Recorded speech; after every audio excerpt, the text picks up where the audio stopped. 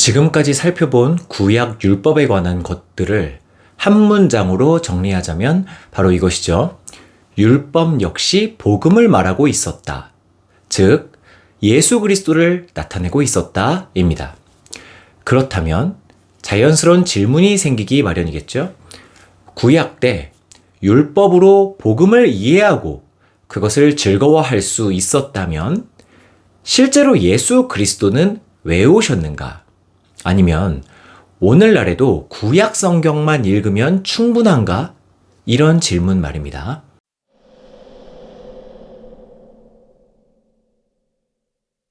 그리스도에 대한 구약 백성들과 신약 성도들의 개념은 같습니다.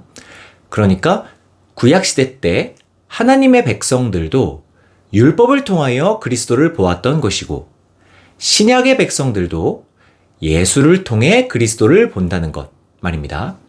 하지만 차이점은 그 선명도에 있는데요.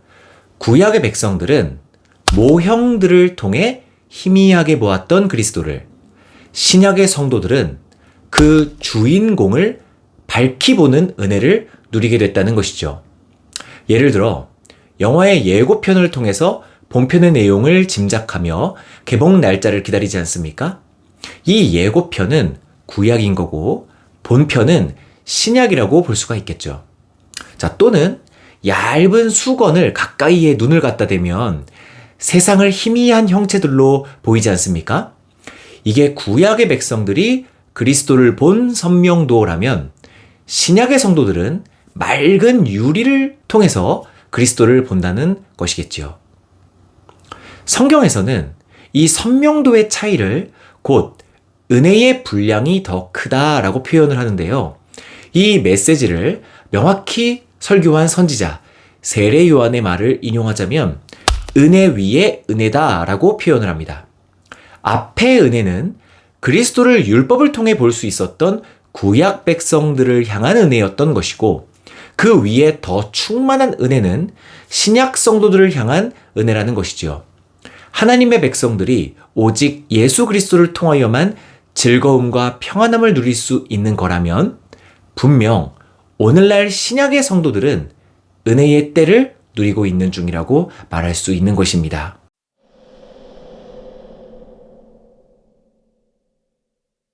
앞서 구약과 신약의 차이가 그리스도를 보여주는 선명도에 있음을 살펴보았다면 이제는 그 범위입니다.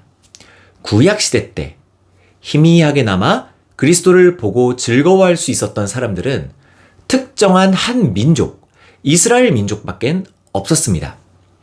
하나님의 복음을 맡았던 자들이 이스라엘 백성뿐이었으니까요.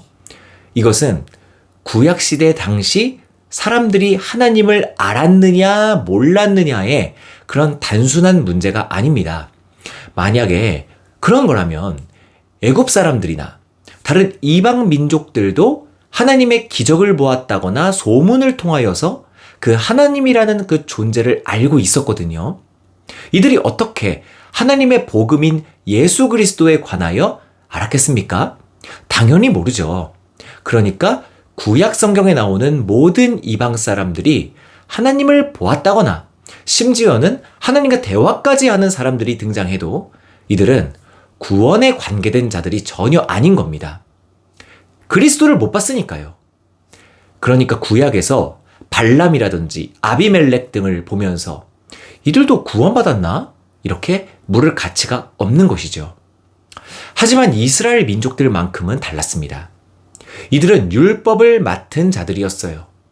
오직 이스라엘 민족들만이 율법에 계시된 구원자, 예수 그리스도를 희미하게 볼 수 있었으며 구약에 복 있는 자들은 이 율법을 밤낮으로 묵상하며 예수 그리스도를 고대하면서 살았던 것이죠. 그러나 신약은 다릅니다. 참 신비롭게도 이 하나님의 율법이 사람의 몸을 입고 인간들이 거니는 세상으로 내려오셨어요.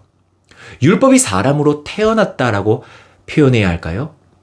이분이 바로 하나님의 아들 예수이신데요. 이 예수께서 세상에 태어나실 때 천사가 나타나서 목자들에게 이런 말을 전해줍니다. 온 백성에게 미치는 기쁜 소식이라고요. 그렇습니다. 사람을 죽음으로부터 구원하여 그 삶의 목적을 회복시켜 주실 구원자, 그분의 구원의 대상이 이스라엘 민족에서 세상 모든 사람으로 그 범위가 넓어지게 되는 것입니다.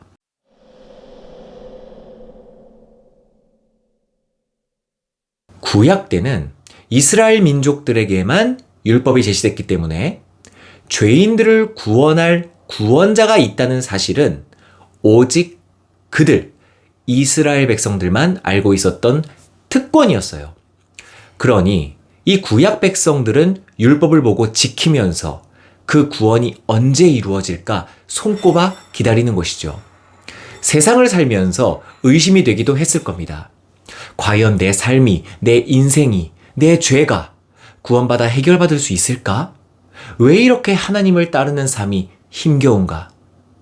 하지만 하나님께서 해주신 약속을 믿고 그 상황 속에서도 즐거워합니다. 구원의 성취를 믿음으로 바라보는 것이지요. 이것을 성경에서는 아브라함이 가졌던 믿음이라고 합니다. 이 믿음을 똑같이 따라하는 자들을 아브라함의 후손들이라고 하는 것이고요. 다시 한번 말씀드리겠습니다. 구약의 백성들은요, 구원의 성취를 믿음으로 바라보는 것입니다.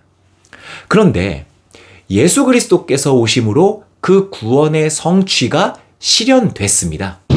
성취가 됐다고요. 하나님께서 약속을 지키신 것입니다. 구약의 백성들이 그렇게도 고대하던 구원이 하나님의 아들께서 십자가에 매달려 동해보복을 해주심으로써 우리의 구원을 성취하셨단 말입니다. 그럼 이대로 역사의 종결이 나야 하는 것 아닐까요? 그것은 아닙니다. 하나님의 눈에는 아직 구원해야 할 하나님의 백성이 역사 속에 남아있거든요. 그래서 그 구원의 성취가 실현된 예수님 이후의 백성들은 과거에 실현된 구원을 선명하게 보면서 그 구원의 소유를 기다리는 것입니다. 그러니까 그 구원의 혜택을 온전하게 누릴 날을 믿음으로 바라보는 것이지요. 우리가 고대하던 아파트 분양권을 만약에 샀다고 예를 들어보겠습니다. 이미 그 아파트는 내 집이 된 거죠. 이 사실은 등본을 떼보면 정확히 나와요. 내 아파트, 내 집입니다. 하지만 아직 입주를 하지는 않은 상황인 거예요. 지금 그 집을 짓고 있는 중이고 다 지을 것은 시간 문제일 뿐이고 약속된 입주날 내가 그 집이 주는 모든 혜택을 누리면서 살 그날이 100% 온다는 것이지요.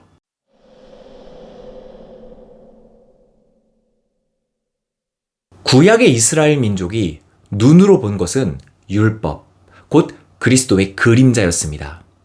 그리고 그 구원의 성취를 믿음으로 바라보며 고대하는 인생이었습니다.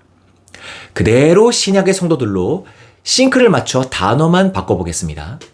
신약의 그리스도인이 눈으로 보는 건 예수 그리스도, 곧 선명한 구원의 성취입니다. 그리고 그 성취가 가져다 줄 혜택들을 믿음으로 바라보며 소망을 품으며 즐거워하는 인생인 거예요. 실제로 사람의 인생에서 벌어지는 현실은 구약 때나 오늘날이나 변한 게 없습니다. 질병, 가난, 내 마음대로 안 되는 여러 가지 상황들 속에서 우리 인간은 하나님을 떠난 죄의 결과를 온전히 체험하며 살고 있어요. 하지만 그리스도인과 세상 사람들은 완전히 다른 태도로 현실을 살아요. 그리스도인은 이미 성취된 구원을 성경을 통해 눈으로 보며 그 혜택을 영원토록 누릴 날이 나를 기다리고 있다는 사실에 즐거워합니다. 10년을 누리건 20년을 누리건 그리스도인에게 세상 것들은 죽으면 사라질 허무한 것들이란 사실을 알아요. 그러니까 세상 것들이 아무리 화려해 보인다 해도 그 본질을 이해하고 있기 때문에 그 결말을 알기 때문에 그것에 소망을 갖지는 않는 것이죠. 그리스도인의 즐거움은 오직 복음입니다. 왜냐하면 그 복음 안에서 예수 그리스도가 선명하게 보이기 때문이죠. 그리고 그 선명하게 보이는 예수 그리스도란 구원자를 통해서 나의 죄가 해결됐고 나는 창조자로부터 사랑을 받고 있고 내가 영원히 살 행복한 집을 소망 중에 바라보고 있기 때문에 어떤 상황 속에서도 복음만이 즐거움을 가져다 주는 것이지요. 이로써 기독교 강요 2권 9장 그리스도는 율법 아래에서 유대인들에게도 알려지셨으나 오직 복음 안에서 분명히 알려지셨음 요약 마치겠습니다.